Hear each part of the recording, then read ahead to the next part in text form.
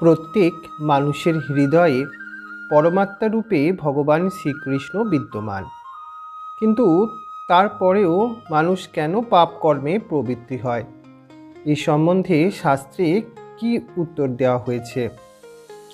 পরমাত্মা রূপে ভগবান যেমন আমাদের হৃদয়ে রয়েছেন, তেমনি আমাদের প্রতি তার শুভ নির্দেশও রয়েছে আমাদের এই জগতে, বিশেষত মানব জীবনে কর্তব্য কর্ম বিষয়ে।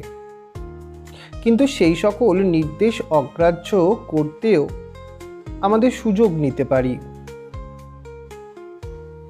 সেই স্বতন্ত্র আমাদের মধ্যে বিদ্যমান।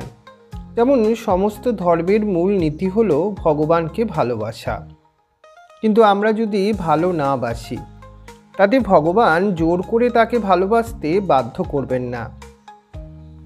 কারণ সবাই জানে যে বল প্রয়োগ করে ভালোবাসা হয় না। প্রেমময় পরম পুরুষও আমাদের মতো জীবের উপর বাধ্যতা প্রয়োগ করেন না। আমরা ইচ্ছা করে তার নির্দেশ মেনে চলতে পারি, তাকে ভালোবাসতে পারি, আবার তাকে নাও মানতে পারি, ভালো নাও বাসতে পারি। সেই স্বতন্ত্র আমাদের মধ্যে রয়েছে। তবে পরিণামে সদ্গতি বা দুর্গতি সব লাভই নিজেদের।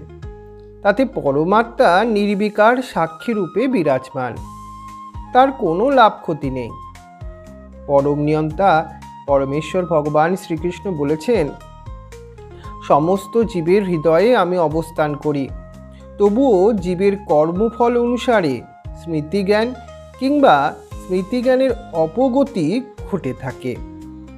তবে যেহেতু তিনি কৃপাময় প্রেমময় পুরুষ, তাই আমাদের মতো স্মৃতিহারা পাপীদের কাছে তার প্রিয় পার্ষদদের প্রেরণ করেছেন, যাতে তারা কৃষ্ণ কথা প্রচারের মাধ্যমে আমাদের সঙ্গে শ্রীকৃষ্ণের নিত্য যে সম্পর্ক আছে, সেই সম্পর্কটা স্মরণ করিয়ে দেন।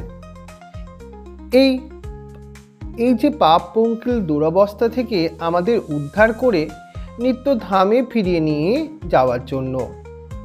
ভগবান সমদর্শী, তার কাছে সবাই সমান।